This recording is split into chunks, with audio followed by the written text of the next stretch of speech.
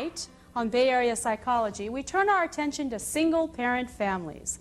There are over 11 million single parents heading households today. In 1994, 28% of all births were to single women. In fact, unmarried mom births topped 1 million, a record high. Contrary to the stereotype, most single parents are not welfare cases, but the steepest increase is among white, educated, and professional women. According to a Gallup poll, most single parents are nurturing, encouraging adults and spend nearly as much time with their children as do their married counterparts. 2/3 reported feeling that they were doing as good a job as their own mothers. And many researchers have noted that single parents give more attention to their children, probably because they don't have the distraction of another adult. Tonight we will explore the challenges and rewards of single parenting. And with us is Stephanie Graham, Director of the House on the Hill Recovery Program for Mothers and Children, and Bill Hodgson, also from House on the Hill, and a single parent of two boys, I believe 7 and 9. Okay, welcome to both of you. Thank you, Mary. Let's see, and your little girl is also 8. Brooke Ann is 8 years old. And your boys' names are? Billy and Jordan. Billy and Jordan. Okay, welcome Billy and Jordan. Okay. Well, I was excited to do this topic tonight because I am in a position where many of the parents that I get to spend time with do tend to be single parents, either by choice, by divorce, a variety of different reasons that happens. I'm wondering, in terms of your experience, if either one of you or both of you would be willing to share just briefly how you came to be a single parent. Okay. I did not begin as a single parent, naturally. My partner and I stayed together for a period of time and we dissolved our relationship. Okay. The decision to become a single parent was a major impact on whether or not to dissolve that relationship.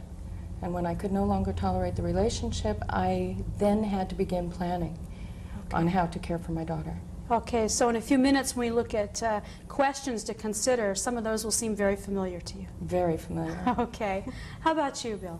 Well, I lived with somebody for around 6 years, and she has a number of mental conditions where, you know, I didn't know it when I got together with her, but okay. She can't take care of the children, and when we broke up after trying for a long time to make things work, you know, that was the only option. Okay. And so you wound up as a single parent. Mm-hmm. Is that something you had ever pictured for yourself? No, I don't think so, no. Okay. How about you, Stephanie? Had you ever had a picture of that? No, I hadn't.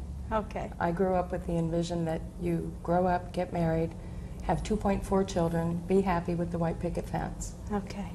And then you get to have a different reality. Yes. Though you still could have a picket fence if you want. Okay, let's take a look at some of the questions that actually do come up when people are looking at becoming a single parent. Let's take a look at the first few here.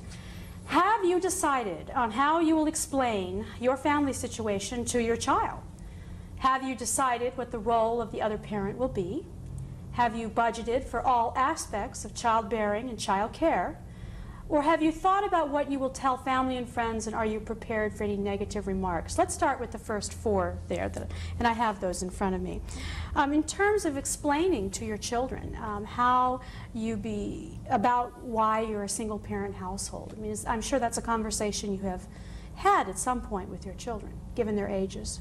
Is that so? Yeah. For mine, when they ask, you know, I've just, you know, I definitely tried to never attack their mom, so I've kind of just said, you know, we didn't get along, and now, you know, you have to live with me, and she's unable to take care of you. And they see their mom periodically, but you know, it's kind of, I don't get into a lot of detail, you know, about their mother and our situation and the problems we had, because that wouldn't be good for them. Okay. But you know, I just kind of vaguely do the best I can, okay. You know. So part of it is explaining to them in a way that's developmentally appropriate. Mm-hmm. Obviously, children 7 and 9 don't need to hear all the details of your, you know, relationship with right. Another adult. So I'm sure you had similar considerations. How old were you when Brooke Ann was younger than that. Okay. When I left the relationship, and it was quite an abrupt leaving. And when I picked her up from daycare, halfway to our destination, I pulled over to the side of the road, to have this conversation. Oh, She was completely taken unawares. We were going to stay with people that she knew and was familiar with, so I shared with her that we would stay there. And she was aware of the problems that Mom and Dad were having, not the reasons or the technicals, but she knew there were problems. She knew there was arguing going on. And I simply shared that Mommy and Daddy are not getting along, that we cannot live with one another right now, that her mother loves her and that her father loves her.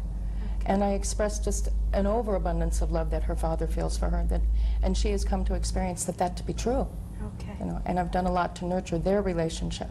So even though he and I are no longer together, she has a father in her life. Okay, so then that addresses another one of the concerns is, you know, what will the role of the other parent be, and, Correct. you know, how active is that person going to be in your single household, single head of household. In terms of telling friends and family and any negative remarks, I mean, did you encounter anybody who felt like, oh, that's too scary, or that's a terrible idea, or you should, you know, for the sake of the children, you should not be a single parent, or anything like that? Or in general, did you find most people were supportive of you? In my case, I have nothing but support. You know, Okay. Everybody's. You know, people tend to think that it's like really hard, and they, wow, you're doing this great thing. But for me, it's just, you know, something that anybody would do, and nobody's told me that I'm doing something wrong. You know, and I shouldn't be doing it. Okay. So your experience is that even though other people, particularly as a dad, may see you as especially noble, you feel like, well, of course I would take care of my boys. I mean, Naturally. they're my boys. Right. Yeah, yeah. I haven't had any negative emotional response to this. Everyone was very, very supportive mostly supportive of the relationship breakup. Okay. And the child was not the major concern, and more concerned that she would be more damaged should I stay in the relationship. Okay. What I have found is lack of support in other areas, and I think perhaps some of your questions cover that I think is real important for single people to look at. Lack of support such as? Economic support, community support, cultural support. We are expected to be a two-parent family when we attend school functions, many other things.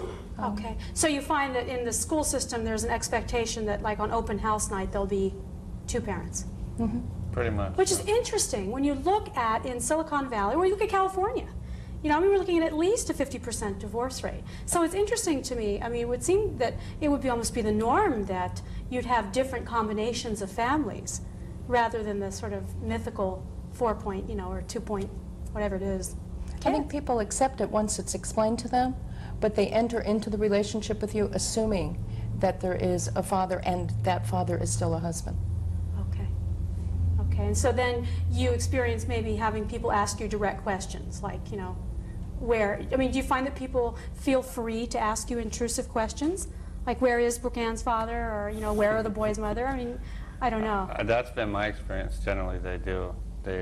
I mean, they want to know, you know, what happened to their mother, or you know, because like school functions, I don't know, it's probably different for a man than a woman, but they're kind of surprised when the man shows up, you know, and I mean, they're right away, they kind of know there's something up, you know what I mean? Okay. It's you know, and they're all of a sudden they're dealing with the man at, say, not an open house, but conferences and things like that, and so right away, it's a topic, and you know, most people are just, I think, just from their own personal, just for their own personal use, they want to know, you know, why isn't the mom in the home, or you know, what's going on there.